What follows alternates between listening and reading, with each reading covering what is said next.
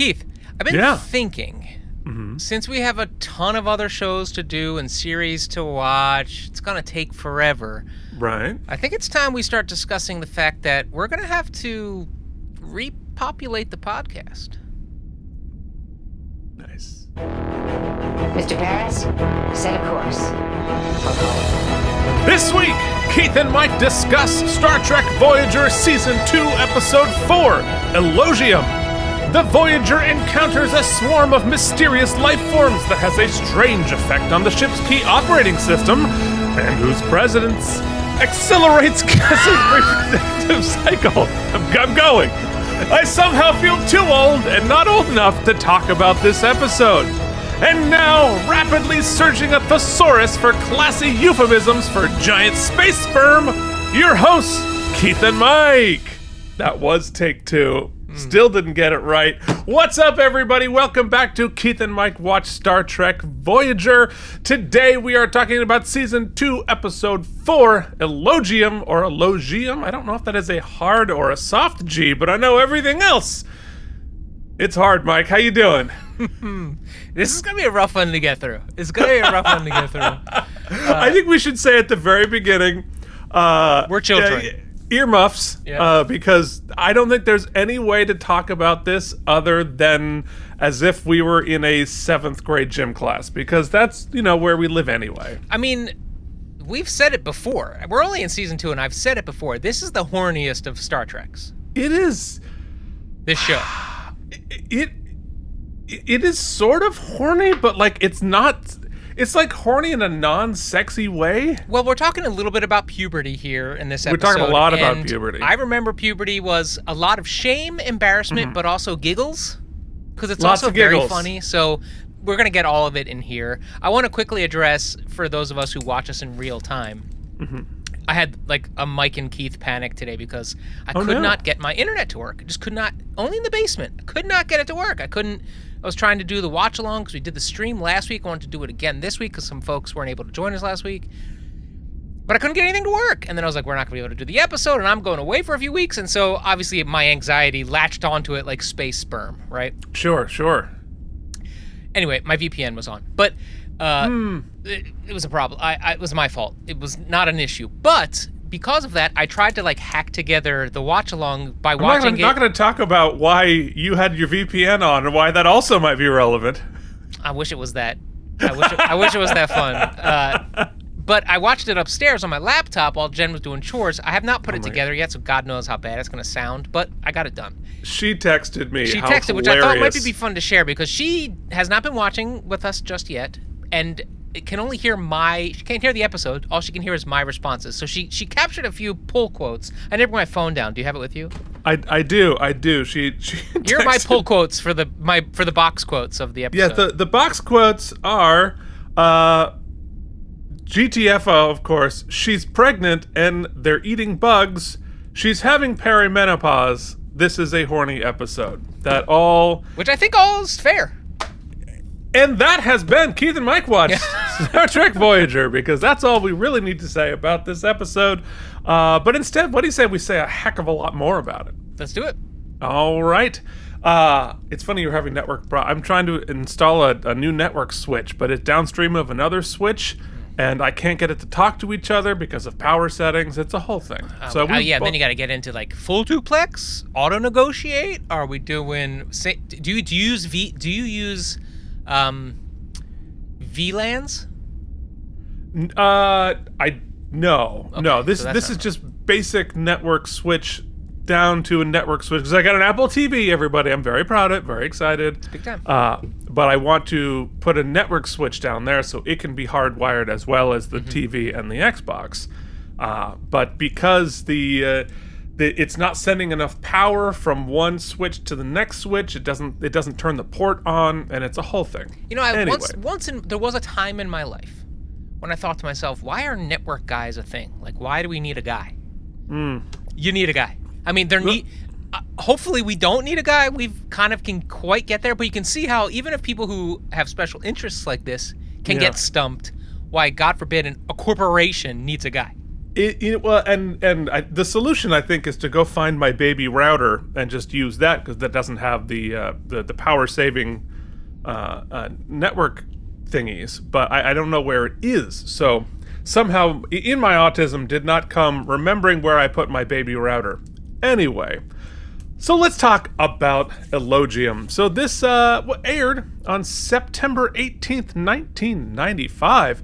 I was only a few years out of health class myself to understand, where do space babies come from? But we're about to find out.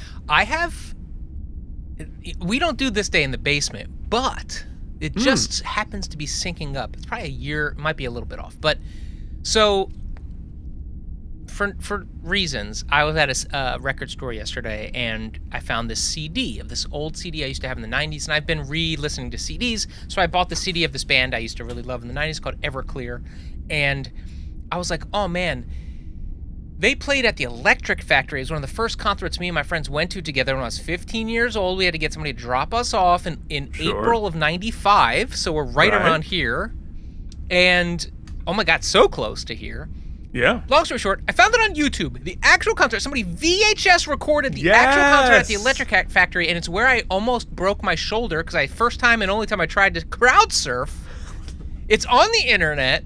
I have yet to watch. 15-year-old Mike tried to crowd surf. Everything about that is amazing. Well, my anxiety was such, I remember I was like, I don't want to do it, and then peer pressure got me. I was like, okay, and they pulled me up. The second I go up in the air, I just see a hole, and I was like, I'm gonna crash. And I did. Yeah, you are. Yeah. Anyway, what were we singing other than Everclear? Other than, oh my God! Other than, ouch! Well, folks, we were listening to, once again, Gangsta's Paradise. Coolio featuring LV. As I walk through the valley, I'm gonna break my shoulder. I take a look at myself. Oh my God, we had to get my dad to drive us down there, and he was like, not wanting to drive us to South Philly. Or right in Fishtown, was it? I don't know. I can't remember. Oh, that's what's happening. Something's happening. Why is there a guy at my garage door? They're doing something in the street. It's not good. The minute on the street, once they start marking where the water pipes are and the gas line is, something sad is going to happen. Anyway, that's something not sad. The top movie was Tu Wong Fu. Thanks for everything, Julie Newmar. Both of those continuing to be at the top of the charts. Who would have thought? Can't believe my grandma brought me that movie, but it's all good. Love it. It's a great story. The Time magazine cover, it was about Colin Powell, an American journey. This was late in this. So this was 95. So he was. Everybody was so thinking, young in that picture. He does. Everyone was thinking he was going to run for president because this was coming off of the Gulf War. And they thought he was, quite a candidate to be president, and both parties were trying to recruit him, and he ended up ruining his career and reputation by hopping on board the "Let's Invade Iraq" train. Listen, folks, you might not know this, especially kids watching the podcast. There used to be a time when you could disqualify yourself from running for president. For anything. For any reason. Yeah. I was going to say, for invading a country in the Middle East with no exit strategy or no particular good reason to do it, or anything else. Listen, we live in a time, do whatever you want. That's the time we live in. Do whatever you want. Apparently. All right, what was Deep Space Nine? Uh-oh. Including hit the wrong buttons. We might be in for one of those episodes. We already knew we were going to be. Guys, we're talking about Elogium. We all know what's happening here. Deep Space Nine was still off. Only 2 more weeks before the Way of the Warrior. It gets a reference in this episode, though. Does it? Yeah. When the lady announces she's pregnant, she says, "My husband's still on Deep Space Nine." On Deep Space Nine, yes, absolutely. And who? We also talk about the Breen, which I don't think we've referenced before on this show. No, I don't think so. It's interesting because now that we know what is going to happen on Deep Space Nine, does Wildman's husband even make it out of the war? Good question. They don't know that a war is coming. Yeah, it's crazy towns, actually. Yeah. So they're thinking oh man, we've got it so rough out here. Little did they know the entire quadrant is at war, and billions of people are dying. Yeah, they're not even thinking about you, Voyager. No, they're not. This episode was directed by Weinrich Colby, who last directed just a couple episodes ago on Initiations. So this is written by a bunch of people. Has a story by Jimmy Diggs and Stephen J. K. Both of those have Stephen a couple J. of... K? That's a cool name. Steve J. K. Just J.K. J.K. And has a teleplay by Ken Biller and Jerry Taylor. So they got pitched the idea, then they brought in some of the big kids to actually write it. And now it is time to begin this segment, which begins perhaps appropriately. Now, Keith, waste your time with trivial trivia. Oh, the feet. The feet, A lot of all feet of it. rubbing. A lot of feet. I mean, you think Tarantino would have directed this? Is he a feet guy? Famously. Well, I don't know. I'm sorry, I'm not up on my feet perv lore. You're not on the feet perv message boards? What are you doing? At least not on this VLAN. I mean... What a nerd thing to say. I know. I mean, the crazy part is, like, the way you know you've made it in the entertainment industry is if you search yourself and it's and one of the first things that comes up is name, comma, feet. It's a thing. It's gross. I don't understand it. Hey, no shade. Anybody, No, man. Anybody's thing is anybody's thing, and I have absolutely no judgment or shade, but I don't quite get it. I'm actually actively grossed out by feet. I am not grossed out. I just they're about as sexy to me as like an elbow. It's like okay, fine. When I see people, let's just do what we're doing it. So, we warned you. Like when you're on the beach or like at a pool or whatever, feet don't bother me. They're like, okay, well this is what we're doing. But you're distracted by other things. Well, yeah, I guess you're right about that. But if you're like just out in public or like at dinner and somebody's wearing flip-flops, feet gross me out. Like I don't feel like your feet should be in the restaurant. Detach them like Mr. Now, Potato granted, Feet. Your hands are just as gross as feet, but I don't know what it is. Grosser. Yeah. Much grosser. Yeah. All right. Well, fair Doesn't enough. Nothing makes any sense. So I don't know how we got on this, but we have not made it. I have not seen Keith and Mike, feet come up on. Well, you just said it on the internet, so now the AI will run with it, and it will be there. Who knows? Who knows? I mean, I would be honored. I'd be honored.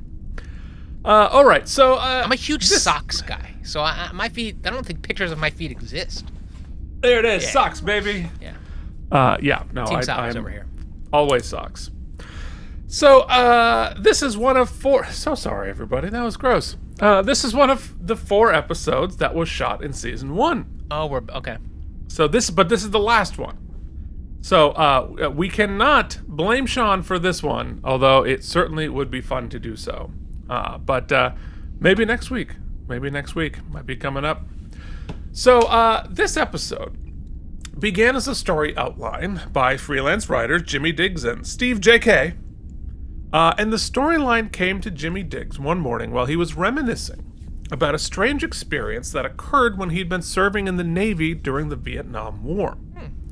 One starless night, the captain of his ship, which was about to pull out into port after a long tour of duty, ordered that the crew clean the craft for an upcoming inspection, and that, because there were no full moon or many stars, the vessel would be illuminated by its own lights. Diggs was one of the deckhands who helped with the cleanup operation and noticed that the bright lights of the ship were attracting a large school of fish, a collection that had grown to become thousands of marine animals by the time it docked. And he remembered the way the fish glistened in the water from the lights. It seemed surreal. And he thought to himself, he's like, what if the fish were trying to bang the ship? What if the fish were giant sperm instead? Yeah. You see, I thought less as sperm, and I thought I see it more. How did that not scream sperm to you? It did, just because they were more just like I was thinking barnacles, but the barnacles are trying to bang the ship. No, they're babygulls. Did you see them flopping around? Yeah, but they're not. They're active. The big animals pissed off at Voyager because the little ones are trying to bang it. Because the big animal is the egg, and they thought that they thought the Voyager was they're sexual the rivals. It's not. There's not. Okay, I guess no, I can see the other eggs, the big one and the ship are both the eggs, and they're rivals to get the little. I like that. Little swimmers to to attach. I saw it as like two walryi being like when they like.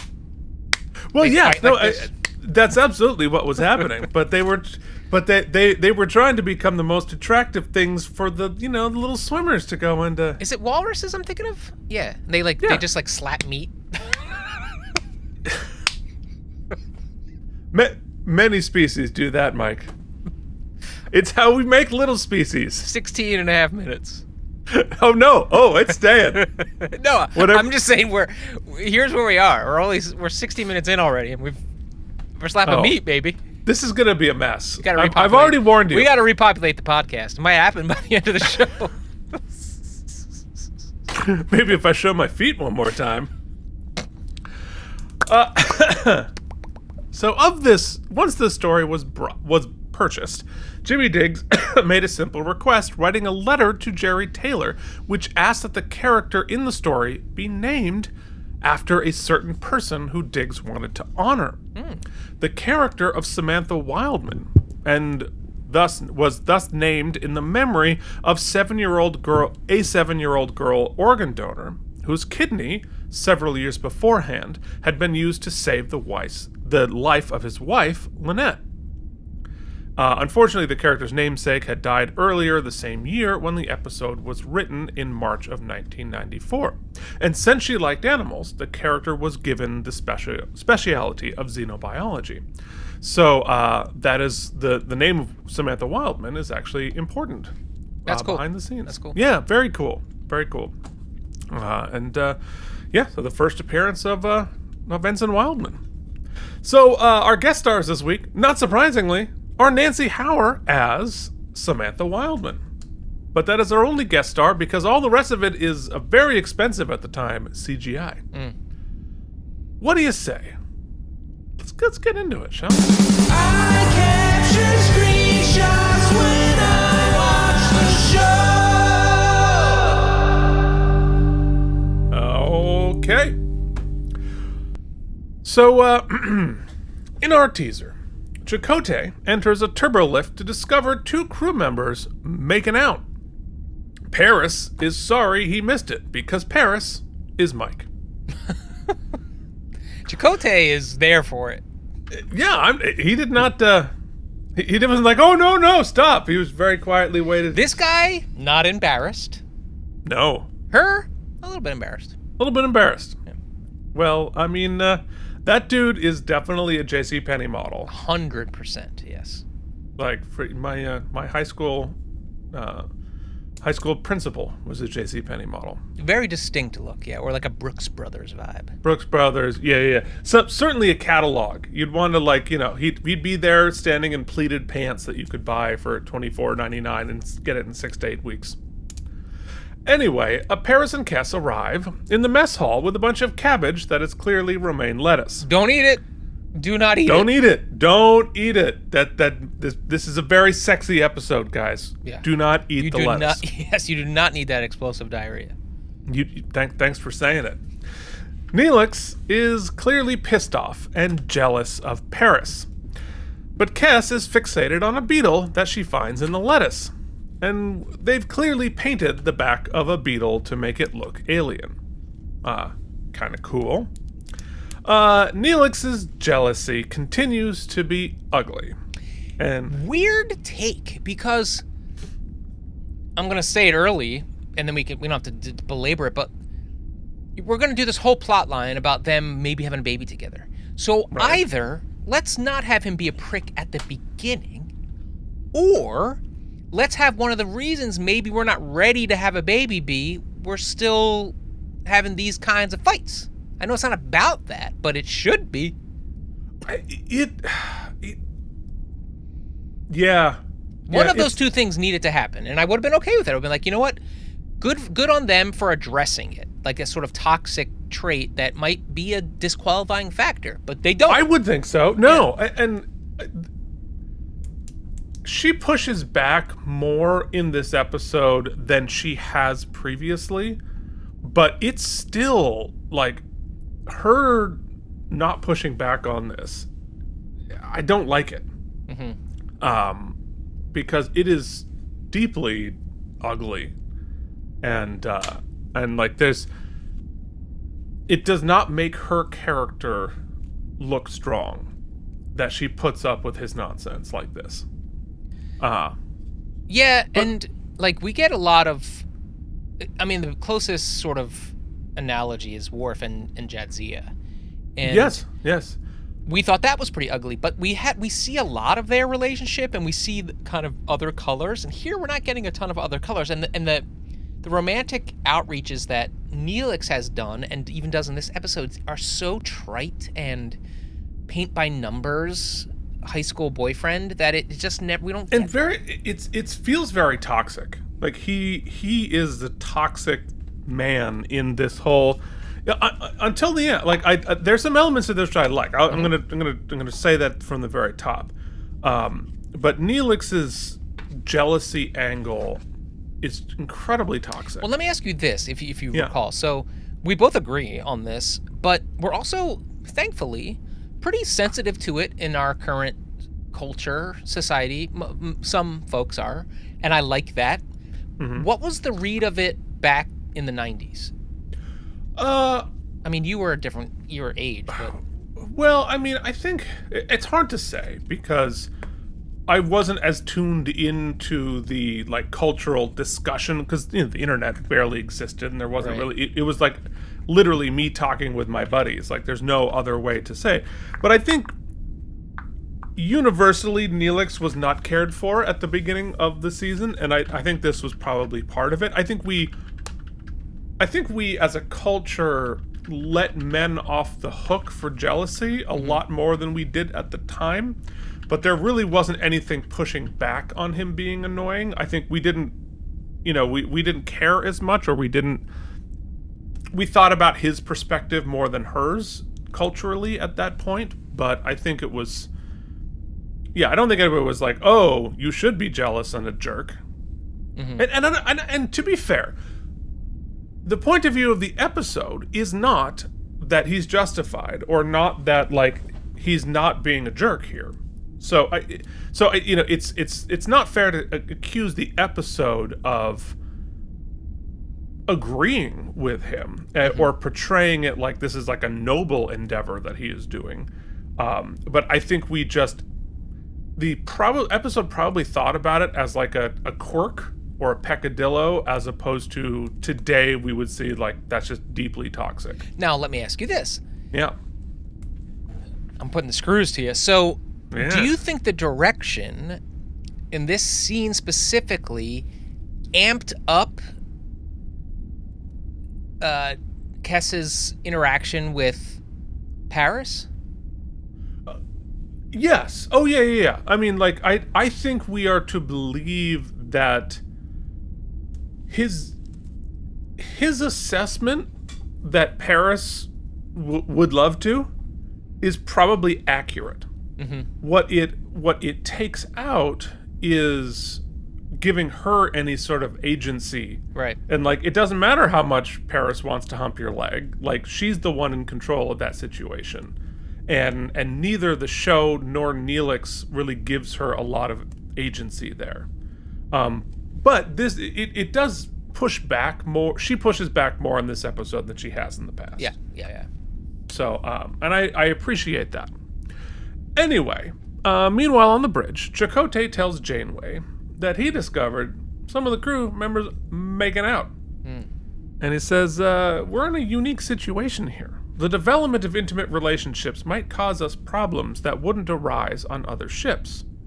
She says, well, I understand what you're saying, but we're a long way from home. Everyone is lonely, and all we have is each other. I think eventually people will begin pairing off. Including you?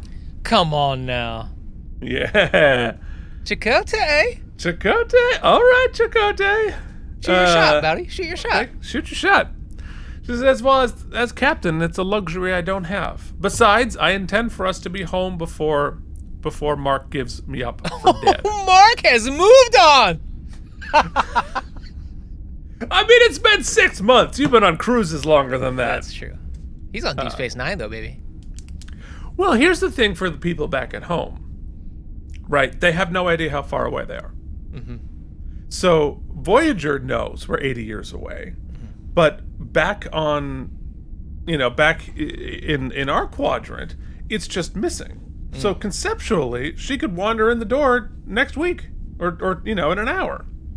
So that's gotta change the equation a little bit on our side, on Mark's side of it. No, in all honesty, I've often thought about it when we've been talking about these episodes, because I also watch a lot of true crime, and I always think the worst stories are the ones where the families get nothing.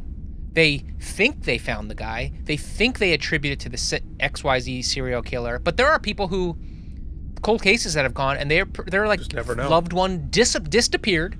They have no idea what happened, and that's ostensibly what happened here.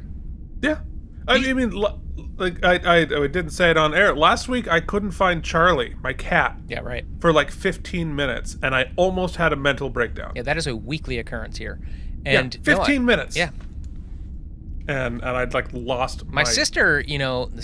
Side note, but they just started allowing my one niece and her little brother to ride their bikes over to the Wawa, which is down a street and a bit. Yeah.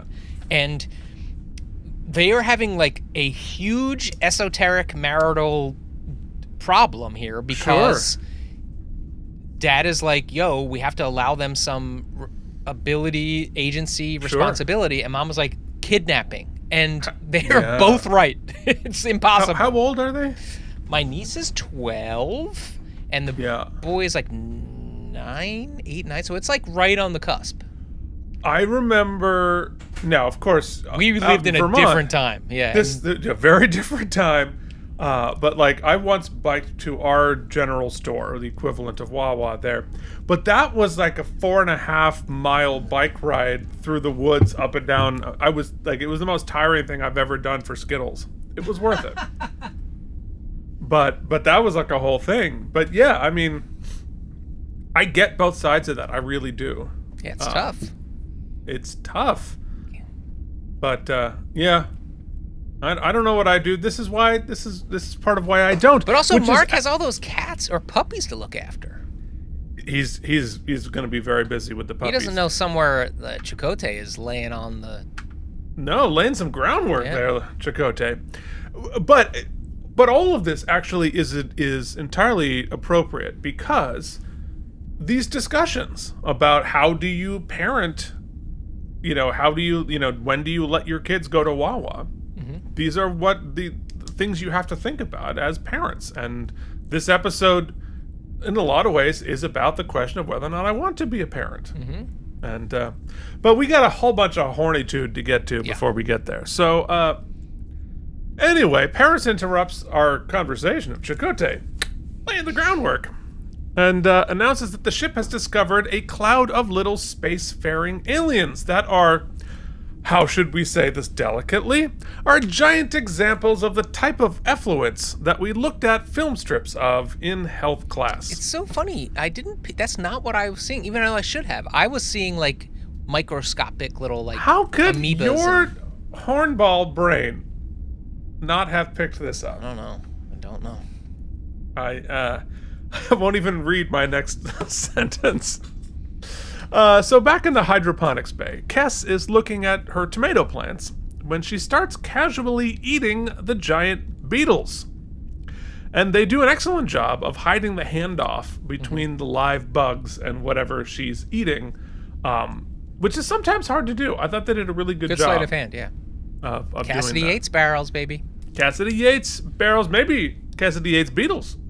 Cassidy Yates barrels of beetles. Can't beat them. Can't beat them. Probably should eat them. Oh, man. So, oh boy. So in Act 1, on the bridge, we discover that there are about 2,000 little swimmers, and they propel themselves like little non-transphobic blast-ended scroots. we meet Ensign Wildman, a science officer. And we see that these little swimmers absorb nutrients through space like whales. Cool idea, right? You're absorbing nutrients that you're zapping through space. Like the spacefaring aliens that you come across, like that's a really interesting idea. I like that we're doing that. That's fun. So meanwhile, Cass is in her quarters eating everything and anything and everything. Also, there's like a small little red herring here, which I like, a thematic red herring, which I really appreciate. You know, Keith, you see all of that sort of sexual euphemism in the top, maybe because you see where the episode is going. But in the beginning, I thought it was all about eating, right? Like, I was like, these things are just eating. Clearly now they infested her, so she's eating, blah, blah, blah. So I think it's going to be that kind of a thing, a body snatchers eating thing. So you were thinking biblical, like locusts. I mean, it and switches I was quickly. thinking biblical in like the biblical sense. But it's a flip, because I think you think it's going to be about the consuming, or that she is somehow infected, and that makes sense. And we totally take a makes swerve, sense. which I think is cool. Sexy swerve.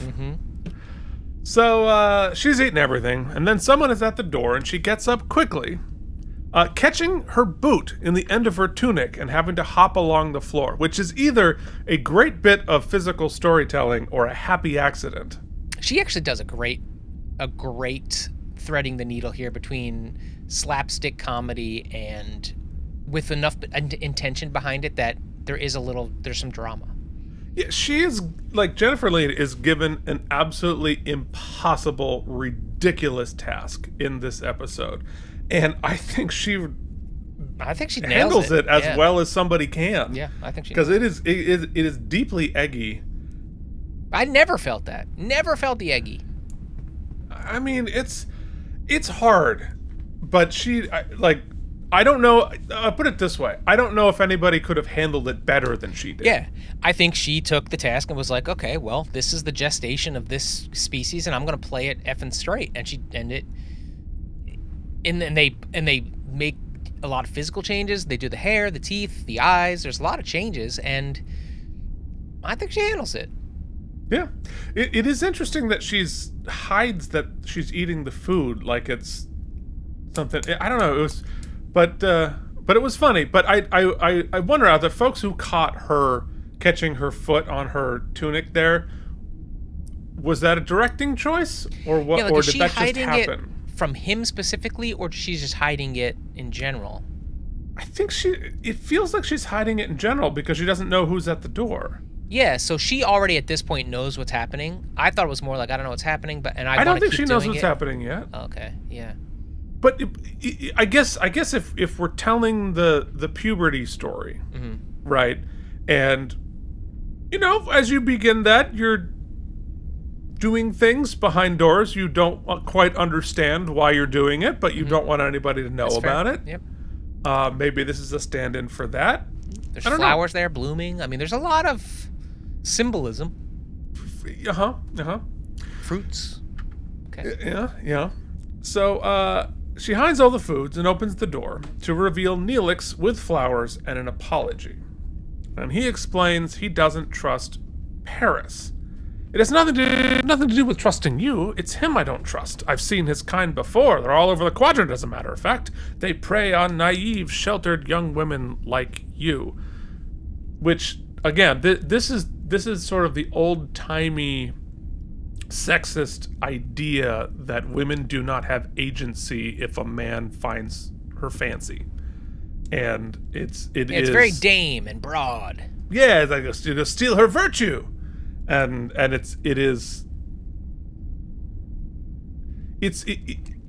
whether you're going to like victim shame or like treat her like she's a child, a delicate flower like a child, you're removing her agency. You're removing that she is a full-grown adult who is, unless there's like an assault or something like that, has control over her life and her choices, and whether or not it doesn't matter how horny Paris is for her, she gets to choose. And well, I mean, the beginning of the scene, sorry, we sound so woke, Keith. The beginning of the scene is a decent look. I'm going to apologize. I'm going to define what I did wrong. I'm going to define what my concerns are. That's open. That's nice communication. But then he has to remake himself the hero by saying, you're the damsel in distress and I'm saving you. I'm protecting you. And that's some BS. That's some toxic male bullshit. And it is. And look,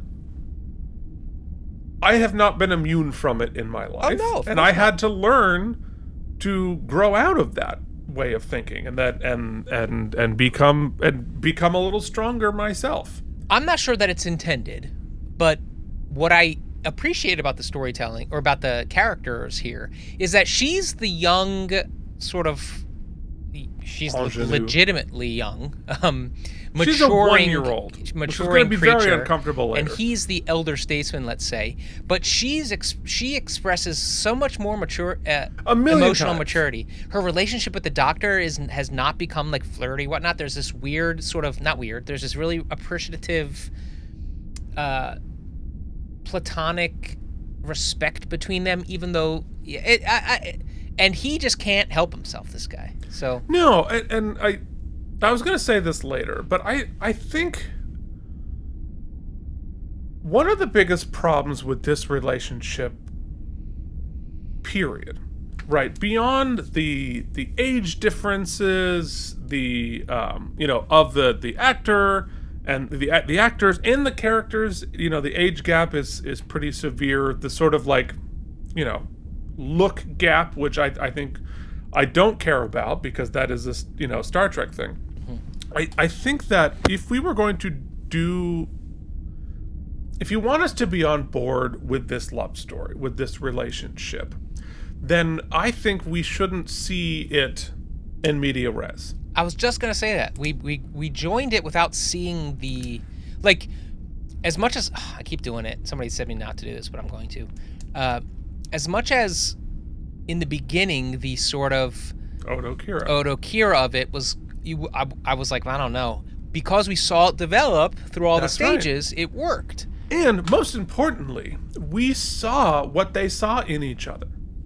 Right? Mm-hmm. And in this situation, like, I see what he sees in her. I mean, obviously. But we have no idea what does she see in him? What the she's hell hungry is he now, and he cooks, to this? so that's good. Well, yes. but yeah, I mean, like, this is why this relationship feels extra uncomfortable, because we do not see what value he provides to her. Mm-hmm. And more than that, he sees her as a damsel in distress child that he needs to rescue and bang. And it's really and it is like deeply uncomfortable. If we need to see from her eyes, why is she with this person? That's the thing. I mean, it's pretty clear to me that the relationship was just supposed to be like a visual odd couple. That was the premise of it. And then now they're like, oh, we've got to color it in, and we don't know how to do that. And they're just coloring it in like the worst possible ways. Anyway, let's keep going. Neelix then discovers her hoard of food. But when he tries it, it's full of dirt.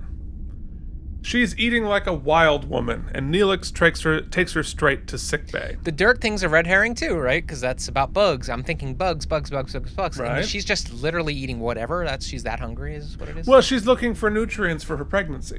Oh, that's what that whole thing meant. Okay. So she's like, oh, I need more salt, so I'm going to eat a whole bunch of salty things. So, but that's sort of explained in an offhand thing, and we sort of drop all of it. I will say, Screenshot is a perfect example. Jennifer Lean is hilarious. She's great. This. Yeah. Eating the flowers. It's bonkers, and she's very funny. And again, I think it's what you said, like, she's fully committed, and that's the only thing that saves it. Is that she is fully committed to the bit. I mean, I never saw it as hoax, so it's hard for me to think of it as saving it, but I'm seeing what you're saying. Yeah. So, on the bridge, they try and back away from the space sperm, but they are being sucked into them via a magnetic wake. They can't raise shields or stop themselves. Uh-oh. So in Act 2, they're trapped in the cloud, and they can't get out any other way other than using warp, but they don't want to harm the little guys, with fertility rates dropping in this world. correct me if I'm wrong. Wasn't one of the first episodes them like flying to the butt of an invisible space whale? We were inside a gigantic space faring creature. We've done that a couple of times now. Yes. Yeah. Okay. But these are little. That was this show, right? Yes, it was this show. Yeah, Neelix was annoying there too. That's right. So Torres suggests a Targ scoop to try to repel them. Cool idea. And it's like it sends out a little wave to push things away without killing them. And I liked the ethics of we can't harm these things even if they're attacking the ship. But it's like if we're keeping the horny analogy, so it's like you got some suitors out there, so you're like you put on some fart spray instead of perfume. Yes, or perhaps another prophylactic barrier to. Let's go with fart spray.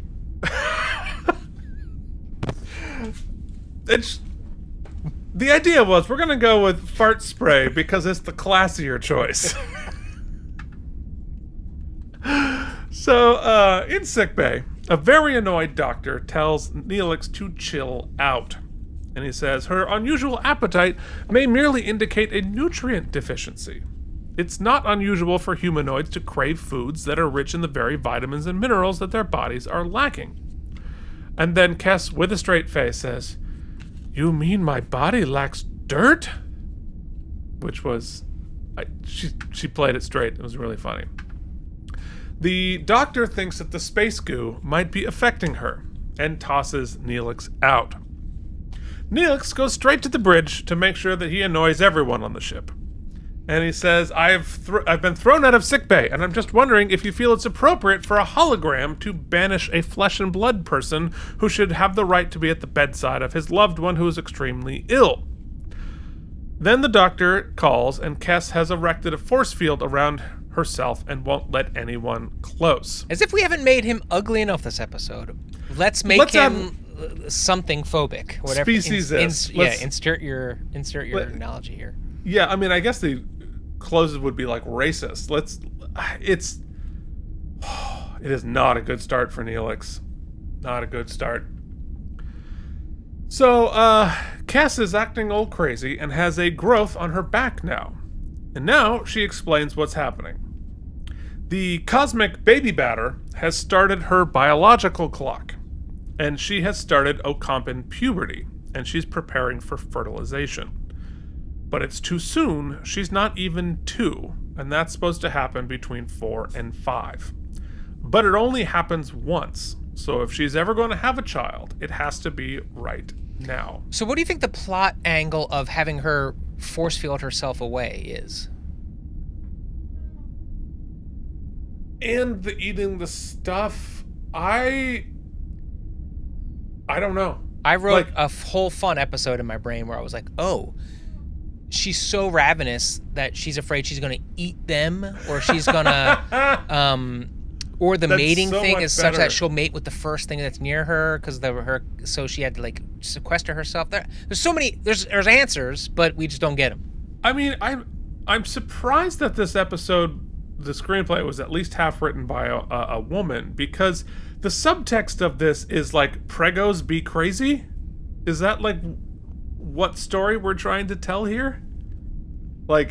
Or is it puberty be crazy? I don't know, because you're right. There is no explanation for why she would be doing this. I mean, I appreciate that she's I will only talk and will only allow a lady in to that's sure. Who get me. I like that.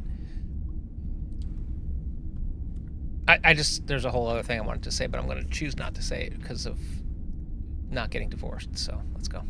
Ideally. Yeah, we do probably want to keep... We've already shed half of the marriages on this show. Let's... 50%. Shields are at 50% already, It's not buddy. great. Yeah, we have a long way to go. Anyway, so it only happens once. So Voyager is still being pulled along with the swarm, but everything else is okay, apparently now. And Janeway wants to discuss baby making with Chakotay. not that Neelix and Kess's situation is any of their business. Lay off me, I'm starving. I'm starving. Boy. And this is an interesting conversation.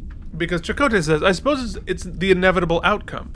We should consider the fact that it might be necessary for the crew to start having children. Janeway says, it might take us a long time to get home. If it does take 75 years, we're going to need a replacement crew in about half that time. It's a really interesting concept. Yeah, really interesting idea. And she asks, well, what does that mean for the children? What kind of life would we be giving them aboard a starship, traveling through potentially a hostile part of space? And are we equipped to provide for their needs? Childcare, educational facilities. We'd be building an entire community on board this ship. That's a massive commitment. Which is, I mean, this idea I think is great. I mean, like it's like we're marooned on a planet. Mm-hmm. We do have to repopulate the ship, otherwise we're not going to make it. But at what cost? What I find sadly lacking in this conversation, though, is an exploration of the alternative. Because the alternative is we have to lay a decree that you have to remain abstinent, or at least not have children, right? Which is pretty authoritative. Well, we talk about it in the beginning, in that first conversation about people hooking up. It's like, well, we don't, Starfleet doesn't get themselves involved in this, and I don't want to be doing that. But yeah, I mean, it's, I guess. But there's difference, right? So on a different starship or a different base or whatnot, if there is some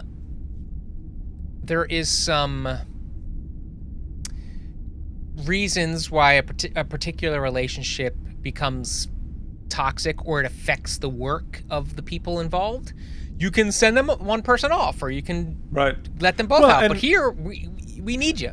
Well, and especially, in a military ranking situation, I mean, you have people of different ranks and you have power differentials, mm-hmm. and like it's 1995, we didn't care about that, but we care about that now. And like her as the captain, she can't really hook up with anybody because she's the captain and she's their direct superior, and that opens up a power difference can of worms, as well as just forget you're trapped on a ship with there's only 100 and it's basically like summer stock. Right. Where you can only pair off in so many combinations before you all hate each other. At least that used to be the case, Keith. Now there's lots of different configurations. So you probably could keep a couple summers going. I mean, it's true. I haven't done summer stock in a while. It was pretty tame when I was doing. I mean, it wasn't that tame, but it was tame by today's. I will share this, and I want to preface it by saying that, I think we've proven we fully support whatever your situation is, right? Keith and I are. Of course. But anyway, I was doing a show a year or two ago, and there were some younger folks, and, they were all against monogamy, right? And they were asking me what being married was like, whatever. And I was like, I don't know, it's kind of just what I do, and I love my wife, and blah, blah, blah, blah. I was like, well, what is your situation? And they started explaining some of their oh, no. I was like, you know what? Let's talk about, are we having green beans and potatoes tonight, or what are we eating? No, because it's just like a big old, like, sex bolus. Yeah, it's like a pile of bodies. That's all it is. And absolutely, that's... Yeah, God bless. Absolutely, that's wonderful. I'm exhausted. Yeah. I'm tired. I can't even hear you talk about it. I mean, and look, I have to get back into that world at some point, and I don't know how that. I'm too old for all of that. Anyway, you know what, buddy? Before you jump in, get some floaties. That's all I'm saying. You're gonna need some floaties.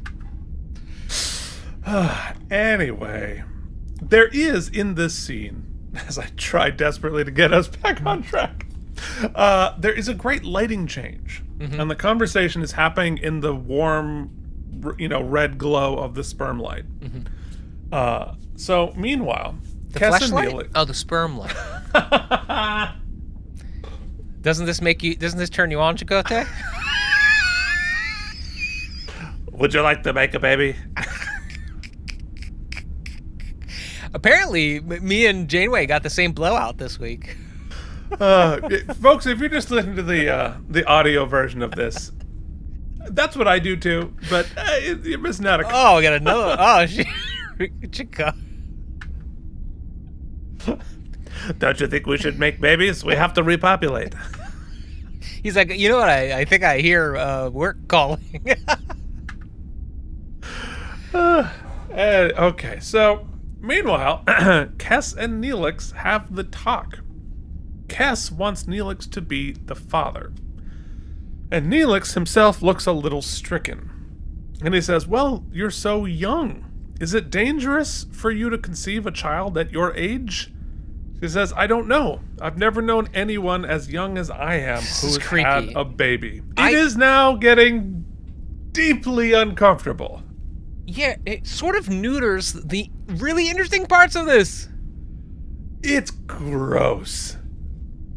Like, I like the fact that they say the whole, like, you only get fertile one time in the lifespan. That's totally. An interesting That's a cool concept. idea. And, being in a relationship is one thing. Having to have a baby now, if we're going to do this, is an interesting exploration. Sure. But, like, there's quite a bit of a focus on, you're so young, I'm only 2. They're throwing numbers out there. She's just starting puberty. It is gross. Now, you can absolutely...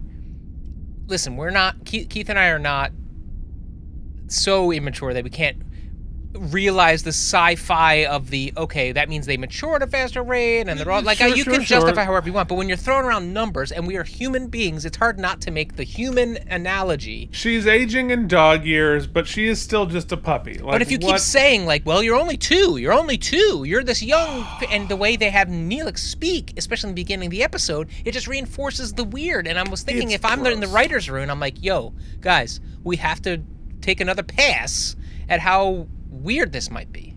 It's like, I get it. On the face of it, it's sci-fi, it's all of these things, but, like, we live in a world where, like, you gotta understand what it's gross, and it deeply reinforces that it's already a little icky. Mm-hmm. To have these two actors coupled up who are of such a different age, and, like, everything they're doing is leaning into how young Jennifer Lean is, as well as the character. It's funny that aspect of it never really strikes me. Maybe it's the makeup or my brain has just bifurcated the alien nature of it, but right. I agree in that we've talked about this before, I won't belabor it, but, like, they don't have any chemistry, physical chemistry or emotional chemistry, and so it's always like, at least this highlights it. Like, this whole plot highlights this is too soon. This is early. I don't want to be but it's more about parenthood than it is their relationship. Well, sure.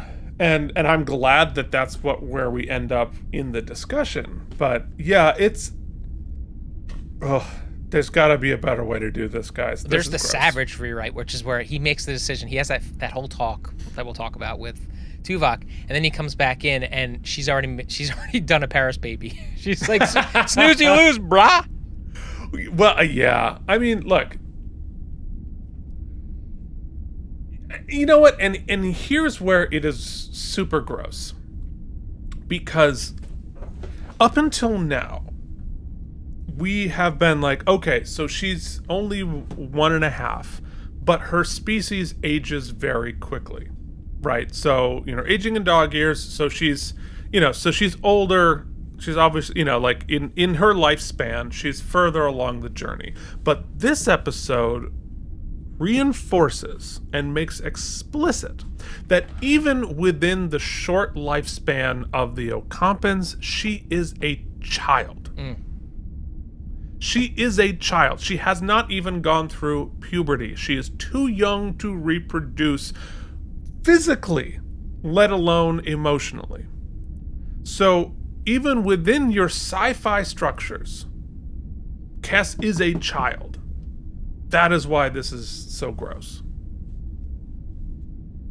Yeah. Yeah. Tell us we're wrong in the comments. Go for it. Yeah, I mean, that just hit me while we were talking. That is why it feels so desperately that's the thing. icky. It's like, every time I try to suspend my disbelief, they reinforce the youth aspect, which is just a weird choice. But anyway, right, and like it's sci-fi, right? You tell me that they age backwards. You tell me that they're fully adults in 30 minutes. Okay, sure, that like whatever, sci-fi will roll with it. But this is not saying that. All right, so. Anyway, Neelix says, if you never had a child, would you be terribly unhappy? Yes. I mean, I think so. I don't know. I'd always assumed I'd be a mother someday, just not so soon. What about you? Don't you think you'll be a father someday? Now, Neelix is understandably anxious. And as annoying as he is in this episode, he is now put in a very crappy position. And Kes is strangely angry about his reticence. And I'm unclear whether or not this is because of the hormones of it all, or whether we're telling a story thing. But she's like, you don't want a child, do you? No, it's not that at all. I'm just trying to look at all sides of the issue. Bringing a child into the world, it's a huge responsibility. I know you'd want us to be sure that we're both back up to the task. That's right, it's called being a parent. What about your medical studies? You wouldn't be able to continue them if you had a child. Of course I would. You're just making excuses. All you're thinking about is yourself, how much trouble a child would be for you. So this part gets interesting to me, right? Where we get into the discussion of, do you have children? Should you have children? Do you have children? What happens if you unexpectedly have to make this decision before you've thought it through, right? And so I'm on Neelix's side here. That whoa. I understand we're in a weird situation here, but we have to think this through. We have to really consider it and make sure that we're both ready for this. And so I actually weirdly empathized with Neelix in this interaction here. Yes, and I actually think he gives a really great performance here, because the dialogue doesn't really support the idea, which I think is what that is delivered successfully, is that it's not just a I'm afraid vibe. I think he is rationally exploring. I mean, I think that's the heavier weighted story being told, but he is also rationally talking through some points. Yes, we've got other stuff going on. Also, everything Janeway said, we're on this ship. It's not like they're going to have a normal life. We don't know if we're ever getting home. I'm not sure if he says those things, but I think it's implied. It's all implied there. And it is. I think they do a good job. That she ends up making. Right. I think it's the answer. The answer to your question is, I believe they do a good job emphasizing that this is sort of her hormones and the whole thing. She overreacts to she's overly defensive to his reticence. Yeah. His approach. Because in the beginning he's all like, I own you. I'm the one who's in charge of all this, and all of a sudden he doesn't want to take that responsibility. I think that's where she's coming from. But I like the flip, because we're about to go into the scene where they swap places. So yeah. She explains that they have to hold gooey hands for 6 days for her to get pregnant, and that is the face you make when you realize, oh, it's not the fun way. It has to be gross. And for 6, so because we're children, let's really think this through. They have to hold hands, goo hands, for 6 days. But just like he goo hand too, we never talk about the fact that generally, I'm guessing, they generally mate with other Ocampans. So how does it work with not an Ocampan? Right. Is he even capable? Because when we goo with Odo, we both goo a little bit. We goo into each other. But here, does his hands goo, or she just kind of leeches onto him? And it's I don't know. It's like, what's that movie with that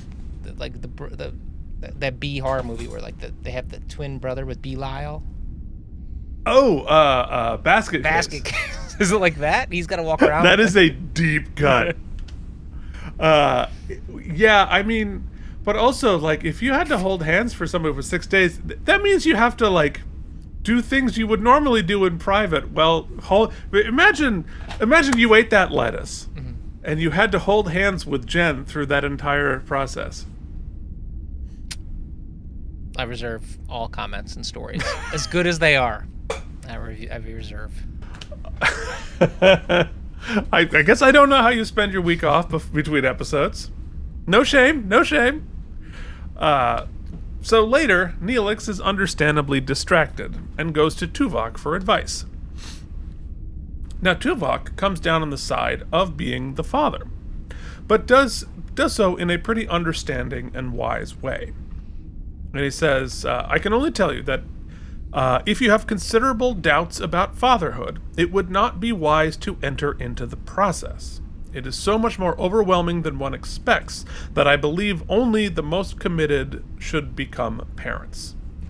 Hard agree. Mm-hmm. And Neelix says, that's what I thought. However, he says, I must point out, as illogical as it seems, being a father can have infinite rewards, far more than would seem possible. My children occupy a significant portion of my thoughts, now more than ever. And this turns Neelix around a little bit. But I thought this was incredibly wise for Tuvok. I like this beat here. And, again, all that we are going to talk about in terms of the decision to have children are going to be from the point of view of people who have decided not to have children, or at least have not decided to have children yet. And it's interesting because at different portions of our relationship we've had different thoughts about it, and it's I guess it kind of does touch this area because we at multiple points in our marriage have tried to have kids and could not. And that is a color we even get here a little bit, right? Because when the decisions are made and whatnot, that we kind of passed the point where it was possible. Now they sort of give them an end around, which I think it would have been more interesting if we hadn't.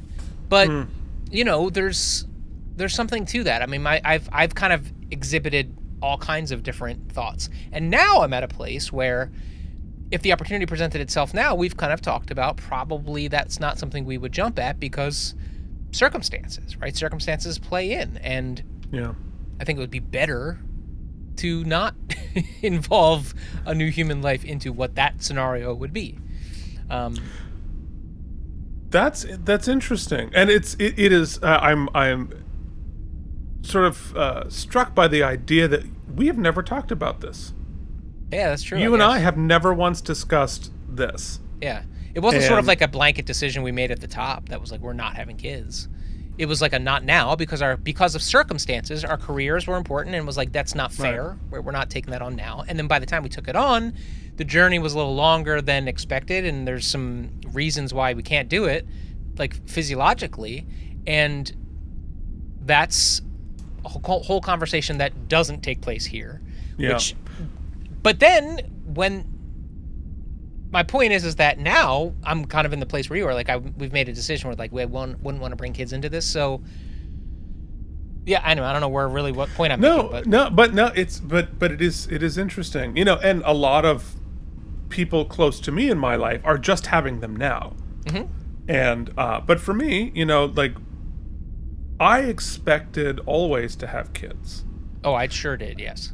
And then, when I first started dating, my ex-wife, she was like, no, I don't want to do this. And I thought about it. I'm like, oh, yeah, okay. I think I'm okay with that. And then today, I'm very happy to have made that decision. And I don't think I would want to change that decision, even if I had the choice now. Yeah, and I mean, this choice which is being not forced upon in any way saying that everybody else's choice is the wrong. Everybody's choice is the right choice for them. And I think Tuvok does a great kind of emotion removed piece of it, just laying out kind of both sides.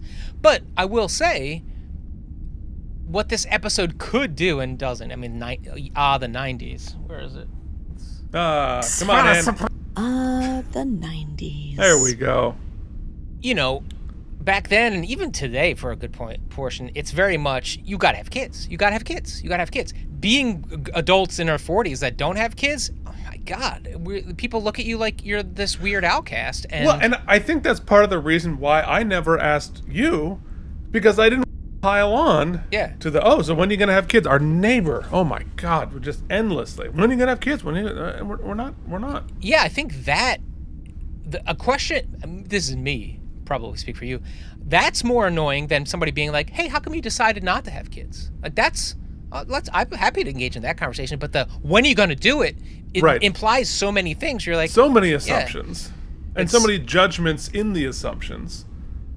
When this episode lets it off the hook, I just think it's, I think a more sci-fi progressive, I mean, I'll save it for the rewrite. Hold on, I'll save it for the rewrite. Okay, all right.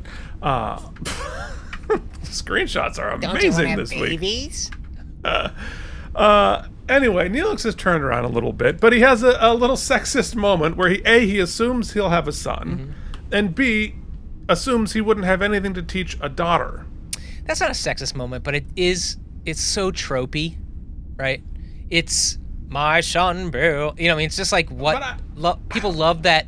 People just love to explore the father, my son, and then but what if it's a girl, and like that different. But I think that trope is based on sexism. Not necessarily. It's like that daughters, again, in the same way as Neelix and the jealousy, are sort of like cordoned off into these pretty little things that I don't really have to, I don't know what to do with. Sure, but I would argue that this, yes. I can't teach her how to do drywall. She's got vapors. But that's very much a thing that is very much real and very much, and what a great thing in the 90s to have Tuvok basically call it out straight down the middle and be like, well, that's some bullshit. Yes. Oh, absolutely. Yeah. No, and I don't think that the show's perspective is. I think Neelix is. But he's representative of a gigantic portion. Huge, and certainly society at the time. And Tuvok, like you said, says, why would it be any different from what you would teach a son? Neelix says, it just would. She'd learn more from her mother. So anyway, attempts to do the Targ scoop, but the sperm starts to try to inseminate Voyager. But then a giant one, a rival for the sperm, arrives. Giant pink alien. Taurus recommends fighting them off because, Klingon. But then the creatures attack the ship. But it's not serious. Look at that 90s CGI. So they look less like sperm and more like just straight up penises. They really look like those creatures, the grossest of creatures, like those single cell organisms that like their butts and mouths are the same. Yeah. Yeah. They look like something else, but I'm just not gonna say it. Yeah, let's continue. So, Bubblicious. Actually, they look like lava. Like if a lava lamp exploded and the goos got out. Gonna put so many things back in my mouth. Janeway says, if the creature threatens serious damage to the ship, I'll consider it an enemy. Until then, they're all to be treated as indigenous life forms behaving normally in their natural habitat. We are the intruders here. Love that idea. Incredibly Star Trek, incredibly Starfleet. And we confirm that, yep, they are sperms, and they are sexually attracted to the ship. Because that's what happened here. I mean, Voyager's pretty hot. I mean, look, if I could only bang one ship, it would probably be Voyager. It's got a beautiful like hourglass going on there. I'm just saying. You're way out in the middle of space. Nobody's gonna know about it. No one's gonna know. Delta Quadrant. Nobody even goes there. Yeah, so. They can't even like. Voyager can't even like. Voyager's tell her the best perfect friend. call pass. You know what I'm saying? Nobody knows about where you're out in the middle of nowhere. Nobody's gonna know. Probably never see them again. Yeah, you hope they don't get home. You better sabotage after that. Folks out there, which ship would you rather make out with? I mean, do you prefer the D? Or, who's to say? And, there's no wrong answers. I'm just looking for a runabout, baby.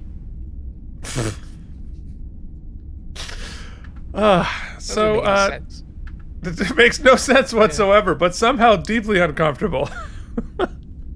So Neelix arrives in Kess's quarters, and he's all excited. He now wants to be a dad. And Kess now has some creepy contacts. Cool. Yeah. She explains that the next step is she needs a parental figure to rub her feet for an hour. At which point I thought, they have to hold hands for 6 days. A parental figure has to rub her feet. This species only lives for 8 years. How do they survive when their mating rituals are this complicated? Like, at least it's unique. I mean, it's always... At least do you really want Rita to rub your feet before you procreate? Oh, it's her dad, right? Yeah. Yeah. It's weird. Everything's weird. It's weird. It's gross. It's deeply uncomfortable. Though, I will say, like, you think about some of our wedding traditions, we got some weird... Cultures are weird, man. Fair point. Very fair point. Anyway, Kess suggests the doctor. And again, Neelix is jealous and refuses to accept the doctor as a real person. What is that? The doctor, however, is hilariously delighted to do the foot rubbing, but not in a creepy way, thank you. But then it's Kess's turn to have cold feet. She misses her father and asks him for his guidance. And as soon as Neelix wants to put a baby in it, she has second thoughts. And she says, maybe I just felt like I should have a child because I could. Well, he says there's a powerful biological drive at times it's almost impossible to resist. Species are driven by these urges in order to survive. But isn't that why we have minds? To look beyond the biological urges, to consider their consequences. If I'm going to ask myself to look at those consequences, then I have to ask myself some questions. Am I really ready to have a child? Am I prepared to give that child the attention and devotion it deserves? Am I capable of taking on such a huge responsibility? There's so much I haven't done. There's so much I want to study and learn. I'm not sure I'm finished growing. How can I help a child grow? This part I love. Yes. I think that's, I think it's fascinating. I think it's relevant.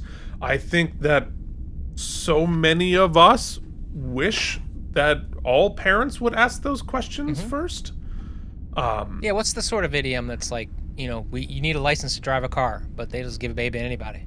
Right.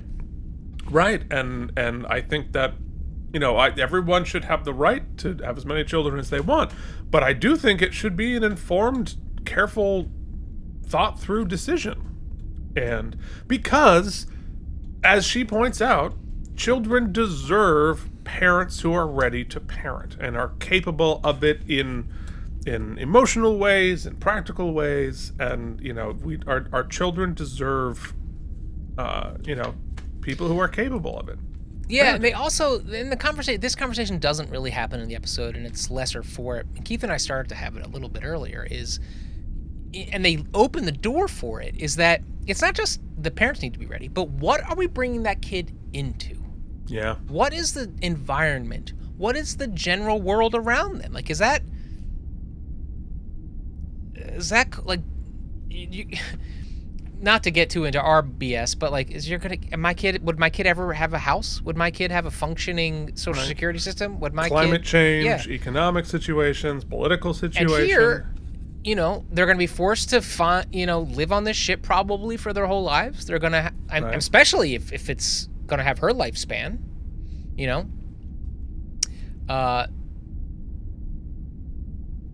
yeah, anyway. Yeah. They don't have that conversation, though. It's more about, are they ready? Yeah. Well, and I think both of those conversations are super relevant. Mm-hmm. And I don't think that there is a right answer or a wrong answer under any circumstances. It comes down to what are you willing to take on? And I think about, my decision not to have kids are because I think in an unselfish way am aware that I am selfish. right? And that like I'm aware that I like things the way I like them. I like my life. I like the freedom that I have, and I choose that, and I wouldn't want to sacrifice my happiness or the child's attention that they deserve and support that they deserve. And I think that is the unselfish, selfish choice that I wish more people would make. Yeah, I mean, I recognize on a very altruistic level that I love so many traits about my wife. I love so many traits about myself, and in a perfect scenario, in a perfect world, I think a pretty cool human we could create, and a decent environment and ideals and morals that could give a good shot at a good human. However, I would be remiss if I didn't say that through therapy, through observation, and through not having kids, I recognize that being a parent is impossible, and it is impossible to not mess up. 100%. And I sort of don't want that. And to play devil's advocate here, you could also say that all of the people privileged enough to make the choice who don't, for the reasons we're afraid of the politics and the climate change and the economy, we are withholding the type of children who might be able to solve it. 100%. And also, I like the idea. It's a weird thought to recognize that one of the most miraculous, and I don't even mean that spiritually, I mean that biologically, scientifically, just a thing that is built into our DNA, an experience and the ability, like a magic power basically, to just not use it is weird. It's a weird thought, you know? Interesting. Like, truth be told, if you were to look at this scientifically, we have one job, right? As a being, and we're just like, pass. Yeah.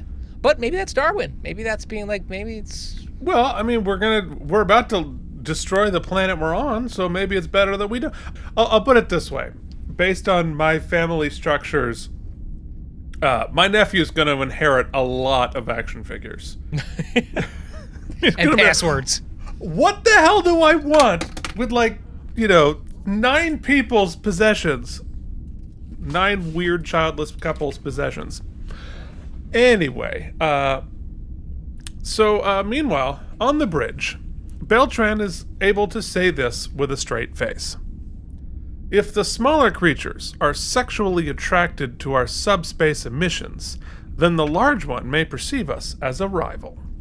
And the large one rams into Voyager. So in Act 5, they're getting their butts kicked by the creature, and Tuvok points out that they should treat it like a rival, thinking about it like a species. So they literally bump into it. And we play, bumper cars with the creature. Play Walry. We slap some meat with the Walry. Mm-hmm. So, then they realize they're just too sexy. So they have to pull a Keith at a club and make it awkward and not sexy. And they make themselves beta blue and show their belly, and the sperm flee. That is an accurate description of what happened there. So, Janeway says, "Good work, Commander in the future. If I have any questions about mating behavior, I'll know where to go." I mean, guys, just get on the turbo lift and get her did, because you could cut the tension here with one of Neelix's knives. So all right, so let's ask the important question. Are you a Chakotay shipper? Janote? Am I looking forward to it, or are you shipping them? I think if this isn't the most on the nose foreplay foreshadowing, what is? Well, I'm not except saying, that they show Mark later.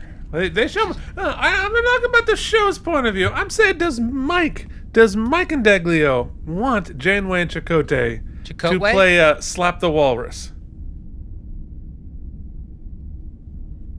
Yeah, let's do it. Let's do it. Come on, Jen. I just imagine this is She puts Mark's picture down, face down. That's right. He's busy with the puppies. Oy. So later, Kes goes to cheer up Neelix. She's decided not to have the baby. Off camera. Off camera. And he's disappointed. But she has good news. Apparently she was in false heat, and she might be able to have a baby later. Which I get it. You want to save that for later, but I think it neuters the decision-making process here. And I wish that this had any consequence. Yes, that's my big criticism, because I think that it makes a really great point, one that you and I have said, that, it's a sound, responsible decision. And they could have been like, has nothing to do with you. We decided that the ship is too. That's why that conversation would have been good, and be like, this isn't where we want to raise a baby. And they're stuck with that choice. And then you do the tag scene with this other lady who's pregnant, saying that somebody made the other choice, and that both are okay. What a great story to tell. Well, and also, this show treats Neelix and Kes as if their home were in the Alpha Quadrant too. But it's not. They're tagging along. They can get off anytime they want. And so, we take it as a fait accompli that they have to go. So they should have the discussion. Well, maybe we want to have a kid, but maybe we don't want to have it on the ship. Maybe we should go find somewhere else to live. Great point. And like, wait, I'd love to discuss that too, because we just sort of like in the pilot, like, okay, you're now part of the crew, and you must inherently want to get back as much as everybody else. Well, no, you've got a lot of different options. You're still in your homeland. They're still in Pennsylvania. I do want to shout out for all the crap we do talk about Neelix or whatnot. I love that the writers chose to make this very much about him saying it's your decision, but still allowing him to be disappointed without it seeming gross or toxic. I think that's a really human look here, and I think I appreciate it. I just would have loved this would have been another opportunity for us to see them with a healthy couple conversation making a big decision that would have maybe gone some way towards making me getting in on us this. on board with their relationship. Absolutely. But I agree with you. I do like that there is never even any discussion that this is not her choice and her choice alone. Mm-hmm. And obviously he has to consent to his part in it, but I think that is the right. And in a weird sort of, and maybe I'm overthinking this, but a cool way to use sci-fi so the normal way you see a story like this told is she already pregnant, and the decision is, do I terminate the pregnancy? Right. But here which it's would not in that. 1995 would have been too dicey. Yeah. But here it's different, right? It's about she chose not to have a baby, which is actually a conversation you don't see take place too much. Yeah. Anyway. Yeah, and it's just not making it permanent neuters it. Yes. Because and they try to and they don't even commit to that. She's like, the doctor says maybe, like, it's just there's no it's neither, right? It's yeah. Yes, and it gets back to the non-permanence, resetting at the end of the episode, which I know is a lot of people's pet peeve here. So anyway, we finish back in Janeway's ready room. Ensign Wildman has news of her own. She's super preggo, and her husband is still on Deep Space Nine. So after all this, we're still gonna have a baby. So her reaction here too is great work. This is a great tag scene. It's a great tag scene. They also went to the same hairdresser. Hair and makeup. They consistent. Yeah, the trailer just outside. Wow, you too. Wow. All three of us. Just stacked it all up, huh? It's okay. All right. It's a choice. So that's interesting. How's that going to play out? Who knows? We don't know, but we do have to discuss it. And the thing we do this. For distinguished achievement and unintended consequences, Keith and Mike present the Salamaremmies. universe, leaving little orphans across the universe. Welcome to the Salamaremmies.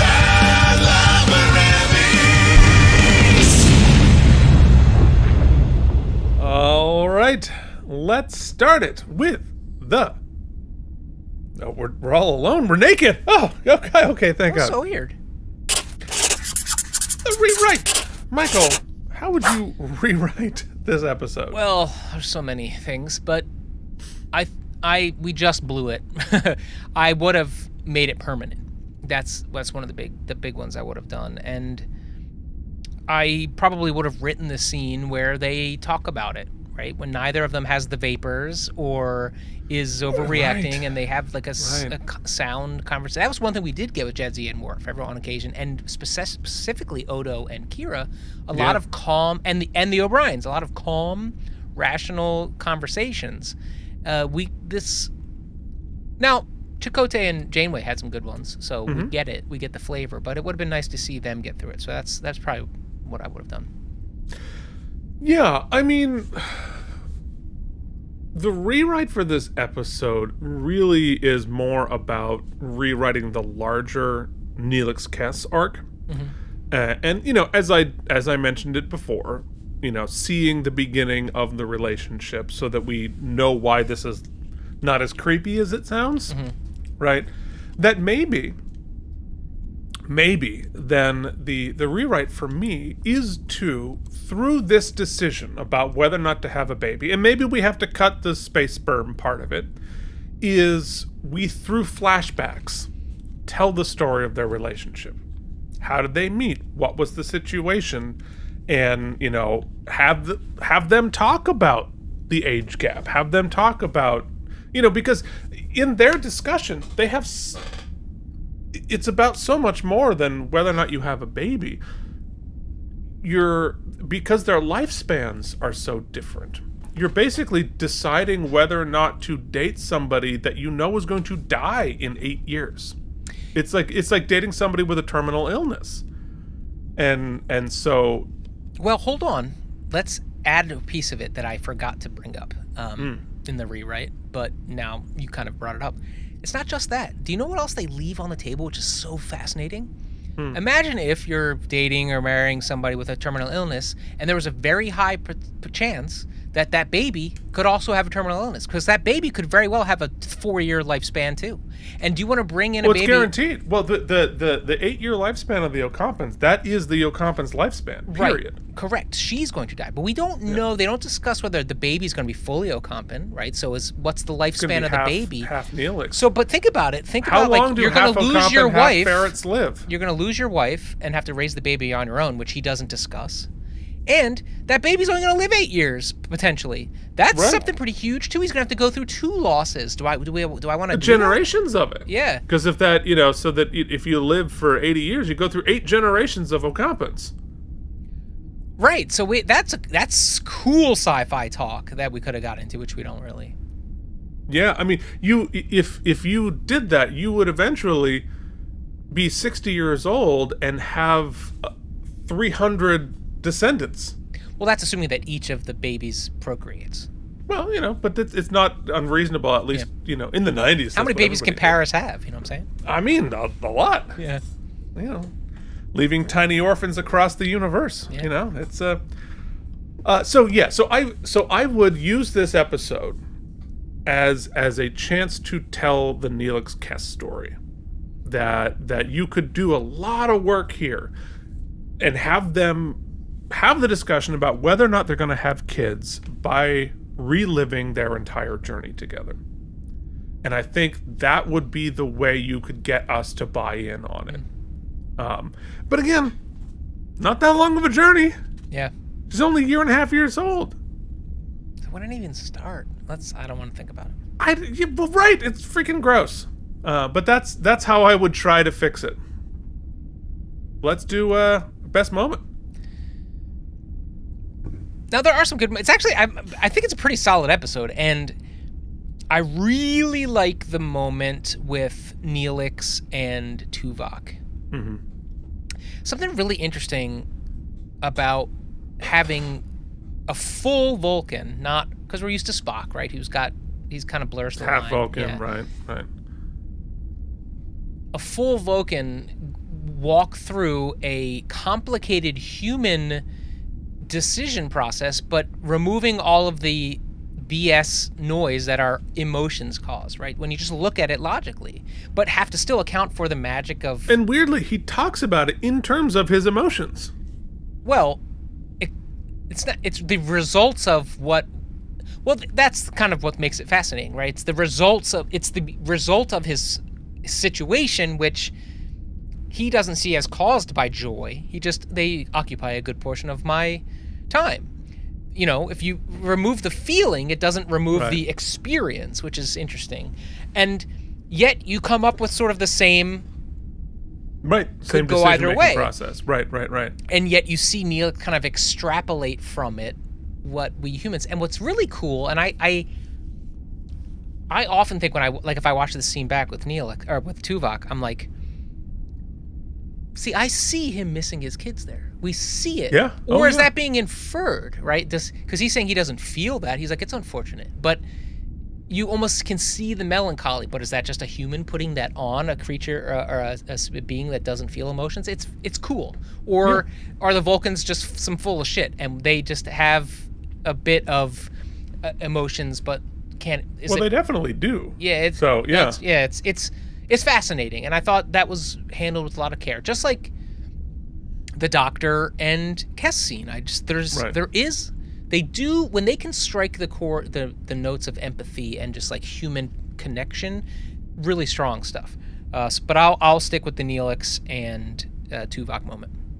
Yeah, I think you're right. It's three couplets scenes, you know, because obviously you have the Tuvok, Neelix, you have the Kes and the Doctor. I think her thought process with that, and you have Janeway Chakotay talking about the implications of living on a generational ship. I think for me, it's going to be her monologue about the repercussions of, you know, am I ready to take on a child and give it what it needs? And I thought that is really well summed up what all parents at least should be considering before they decide to have a kid. Let's adjudicate here. I'm curious. Set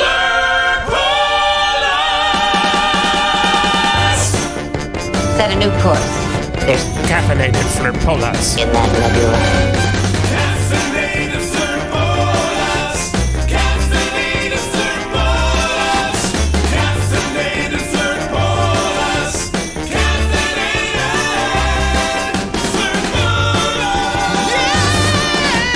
Caffeinated flirpolas. Take us you are. Caffeinated flirpolas. Add some roots. Caffeinated flirpolas. What do you get?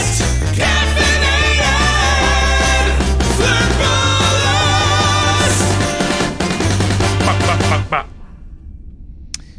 This is a tough one because I do think there's a lot of good about it, and I love this conversation. I mean, obviously it speaks to us, and there are some good moments. And unlike some of the times where I kind of criticize you, Keith, because I think you're like, the idea is great, but then we don't even get the pieces to assemble to the good idea. It's just the idea alone. This, I think, has a great idea, a great conversation, and actually strikes a lot of the right chords in the right moments even. But like the filler between, the sinew between those moments is real weak in my opinion, which is a problem, right? First, let's just talk about a structural problem. I give you points for trying to connect thematically the A story and the B story as both the A story, or the, I don't know, whatever, the sperm story is sort of like a abstraction of the same story, right? Yeah. Right. But come on, like, it's so like, oh, it's attracted to us, let's push it away. Oh, that's not working, let's attack it. Okay, we can't do that, so let's roll over. And I mean, I don't know what that is saying about consent, but none of it is good, and it's not particularly interesting. But the Kes thing being a conceptual abstraction of what Chakotay and Janeway are speaking about is really compelling. And I really felt seen in the sort of pregnancy and parenthood being forced upon two people who not particularly, were definitely not ready, either of them, clearly, emotionally, but is anyone? But also, it's too soon in their relationship, it felt like, and it seems like they both acknowledge that. But then, you know, and something we didn't actually talk about is Neelix really saying he wants to do it, or is he seeing this as like a sort of an obligation, not an obligation, but like a responsibility? And unfortunately, they set up with his jealousy stuff that maybe this is a way to sort of claim. I'm really putting that on, but they don't. It's not. I don't think that's too hot of a take. Because of the way we start the episode with the Paris thing and also like she's. Man, I'm sorry. I just don't like this relationship, but she never is like, it would only be you. She's sort of like seeing him as the parent in that sort of in the vapors moment as like, well, he's who I'm with currently, so like I guess that's who it's gonna be. Right. Yeah. It's never like, she doesn't have to think, she's like, I love you, it's you I want. Like, we don't have. That's just why that conversation that took place off camera, that decision would have been really helpful on camera. Then they don't make it permanent. It's like I'm trying to decide what's worse, right? Like, you saying here's a great idea, but then the rest of it never falls apart. Or here's a great idea with some great moments, but then they just like can't quite make it happen. I do want to give them credit for like, we're gonna make a horny episode, and they like, it is. Well, but yeah, but then they kind of make everybody weird looking. It's like it is sexual without being horny. Like it's like health class, where it is all just like anatomical stick drawings where like, yes, that is very much about sex, but like this isn't horny at all. And also because they keep pushing like the puberty angle meets she's young, you sort of gets into like after school special, like, you know, like teen pregnancy thing, and you're like, why are we doing that? But I enjoyed it. And like the core concept of should we have kids and also we're gonna have to repopulate the ship does something really nice, which is we've done a lot of, and especially thinking of this as a season oneer, right? Because they've done a lot of, we almost get home, we're not getting home. We could potentially get home, we're gonna get a lot of that sort of teasing. And this is an episode focused solely on, we're not going home. Right? We have to plan for the long term here. And I think that is actually maybe the greatest success of the episode. Because it does make it feel like, no, we should really start thinking about this. Yeah. So all of that said, points being lost, gained, and all over, I think for me, if I'm going vibes, it's not an A. I don't think it's a C. I think we're into the B- territory. So we're talking like, if a B's an 80, right at 80 then. 79. Yeah. So I think it is interesting as we have this discussion to point out that this, they normally do this at the end. This is, according to IMDb, the third worst episode of the entire series. This gets a 5.8. I did not feel that. 166 out of 168. This episode is reviled in the community. And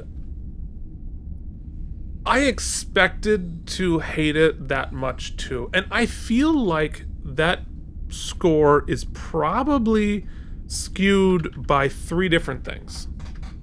One, the Kes-Neelix relationship, nobody's on board with that. Two, the sort of like hokiness of the special effects and the sperm flying around the ship. But I think it's probably primarily the ickiness factor of deciding whether or not to have a baby with a 1.5-year-old. I know she's not 1.5, but it's still, it is deeply uncomfortable. And I think that is probably skewing it. And, you know, to be perfectly clear, it grosses me out too. I am uncomfortable with it. I don't like it. I don't think that is like I don't think there's anything malicious in the way that they're... I'm not saying like freaking Epstein wrote this episode, right? Right. But I do think it is handled a little bit irresponsibly, unintentionally. And so it's gross, right? It's gross. And I wish that it were not done that way.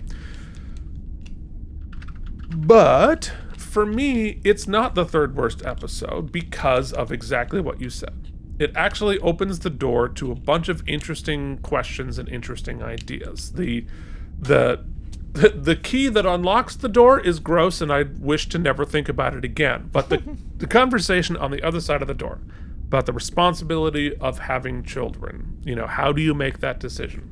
That's interesting. The generational portion of that is interesting. Having Janeway and Chakotay have to start wrestling with these ideas that no captain has ever had to wrestle with before on Star Trek. That's interesting. It starts to become very specific to Voyager in a way that Enterprise already had kids on the ship.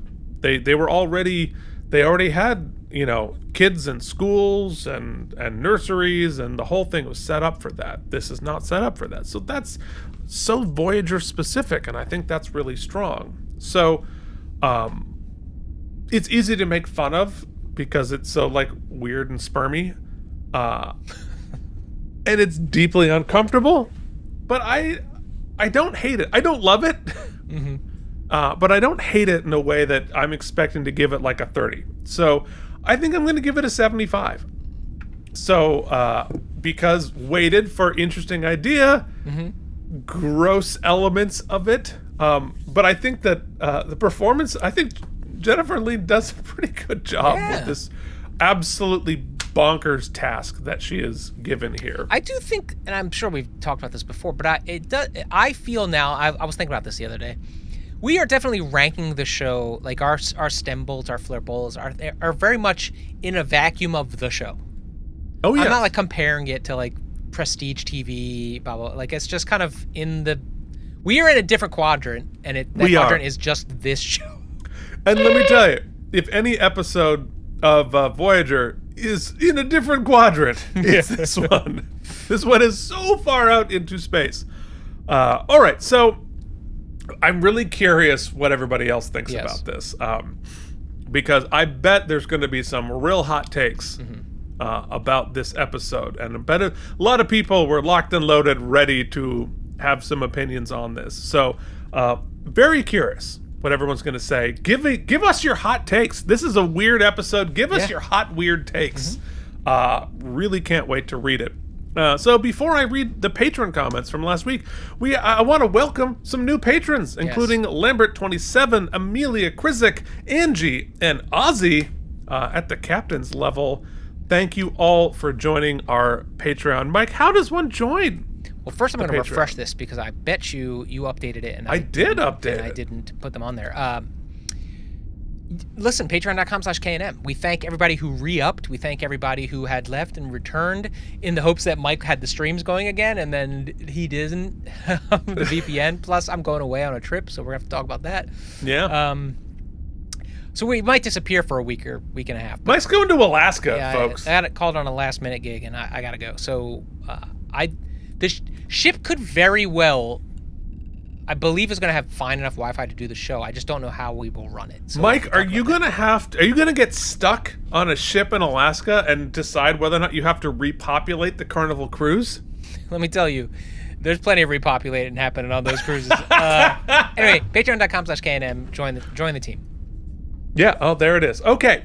So here are your comments from last week's projection. Starting with Brian from Video Game Drive, but this makes me laugh. Says, hi guys. Well, that comment last episode was supposed to say, my son lives with me now, not my skin lives with me. We did a lot of interpretation. That was some professional podcasting. Just like, let's find a way to make this seem not insane. It puts the lotion in the basket. Oh my goodness. Would you read my comment? I'd read my comment. We're just doing the same bit. I know, endlessly. So my son lives with me now. He lost his home with his mother in the flooding. Very sorry to hear about that. My phone is dumb, and I really need to proofread. Wow. Moving on. My phone. I love this episode. This is the one that cemented the Doctor as one of my favorite characters in all of Trek. I'd somehow missed every appearance of Barclay during my first run of Next Gen as a kid, so I had no clue he was a Next Gen hangover. He is now a favorite Trek character. 90, Fleur Bolas. Alan Gurton says, my favorite moment, when the Doctor, presumably, drops the frying pan on the Kazon. Most questionable moment, why would the Doctor be scared to open the medbay door when B'Elanna is trying to get at it? At that point, he still thought he was a hologram and therefore impervious to damaging attack. 100%. Although I think he was programmed with enough human emotion that, like, even if I know that I'm impervious, I still get scared. Yeah, plus his, like, circuitry was all messed up, and he was like, I don't know. You can explain it away. He's not completely impervious to everything. So, loved how the show keeps the viewer guessing about truth and illusion, and had completely forgotten how good it was. This is the best part about our show, is we remind folks about awesome stuff. 85, Caffeinated Fleur Polas. On a side note, in the early 90s, I bought a high-def Sony VCR and created 6-hour party mixes onto video cassettes. Onto video cassettes. Interesting. I did not know. As the mysterious Anne would say, the 90s. The 90s. There you go. JD says, yeah, there's an almost 6 years between Barclay's first episode and this episode. I can't imagine what would have happened if my grandmother had accidentally taken 15-year-old me to see Tu Wong Fu. That's crazy.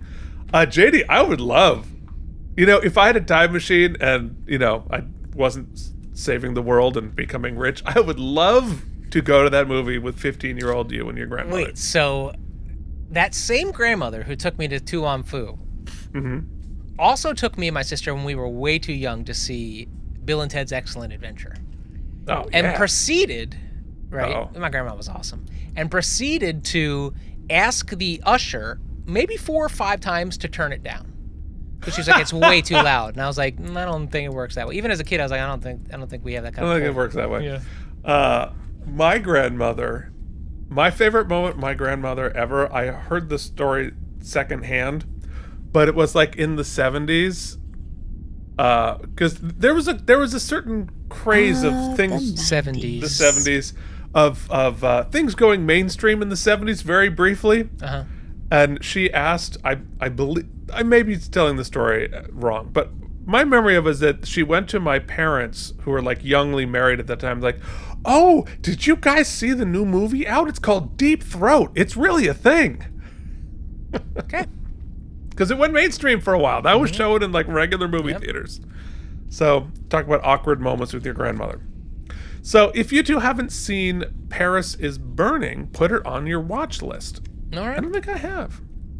So the Voyager bridge is significantly larger than the original series bridge. I know the Strange New Worlds bridge is more than double the original series, which, if you're on our Discord, JD put up a sort of infogram about the various sizes of the bridge sets, which I thought was super interesting. JD continues, I will not be making Keith with a David Duchovny's butt. That's a disappointment. I'd forgotten about that bit, and now the only reason I remember any of our bits is because JD brings them up, because they're gone from my head. But if I had a figure of me with David Duchovny's butt, I'd put that on my desk. Oh yeah. I might bring over a conquest and be like, hey, just as a preview. Just read a letter describing it. I like a lot about this episode, though it doesn't feel like it feels like it's missing something. 84, Caffeinated Fleur Polas. Mike, I think that bumper tune you pulled out of your head was the same on every radio station across the country in 1996. Yes. I love this. Get me a towel to bite? Jesus, Mike, take a laxative. We did not spend enough time on that comment, because get me a towel. Okay, so I don't remember exactly the consequence, but Mike was talking about having a difficult time having a constitutional. Let's say it. Yeah. Let's dig into it. I got a minute. All right. Mike,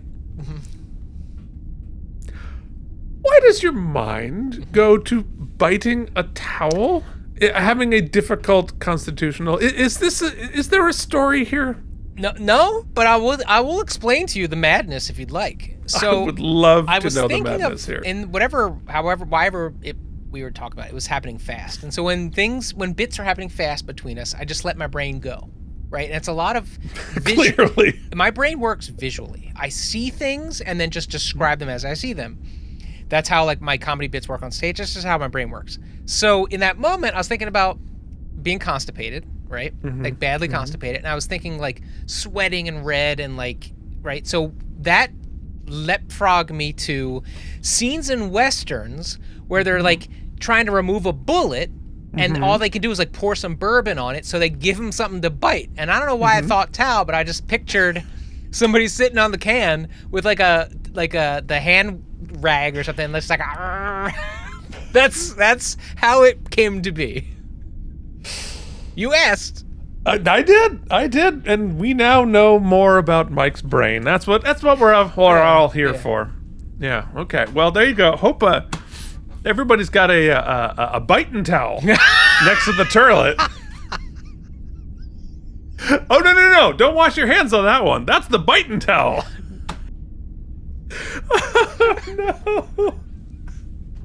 No. Phoenix Cage says. I'm so glad Phoenix is back. Yes. Picardo didn't get on first contact by networking. He was very clever. He didn't have to ask. They asked him. There's a clip on YouTube where he tells the story himself, which I was going to watch before we did this. I did watch it. It's very good. Okay, well, trust, it's out there. Hibernation Pod says... You go ahead. No, I was just going to say, I think it stands... most people know we think Bob is very, very talented. we're aware he didn't beg his way into any movies. No. Hibernation Pod says, the future of neuro-based audiovisual books, maybe. 80 caffeinated flirtbolas. That would be fun. Yeah, man. I really want one of those. All right, so Joshua Gadiso comes in with the question of the week. And that is, how would you differentiate between plot and story? How does that relate to the Star Trek and the episodes you enjoy most or think are the best of the best? Now, this is such a fascinating question because I am a writer. Yeah, I wanted to let you run point on this. I write for a living, and I don't think I've ever thought about a distinction between that. And so I was like, well, what do you mean? And here's Joshua's point of view. Plot is the narrative events, what literally happened. Story is what the narrative events are about. Theme, emotion, character, exploration, etc. Simply what the narrative is trying to convey through the chain of events presented. So, I see it kind of differently. I would say plot is more the big picture, or like the skeleton, the ribs, right? And the story is sort of the muscle and the sinew and stuff that fills out between those rib areas. Yeah, I mean, I guess I would say like plot and theme or character development, characterization. It's basically different words meaning the same thing. And yeah, I mean, I think there are episodes where the plot elements are really excellent, and there are plots where the story, I mean, in your terms, the character development, the themes, and are really strong. And sometimes those are at the detriment of each other. Yeah, obviously, the ones that work the best are the ones that have both, right? And if you can find a way to narratively tie them together so that the plot is informing the story, and which is what this episode's trying to do a little bit. I I guess I would differentiate between the sequence of events and the character development. Although I would agree with you. I would say character is different because you can have a bad plot with kind of a bad story running through it, or even two bad stories running through it, and yet the character work and the individual bits, even just chemistry, even just, because how many times have we said, even in Trek, we're like, we've seen this plot 1,000 times, or we've seen this story 1,000. It's this type of alien, but the little stuff happening is effective.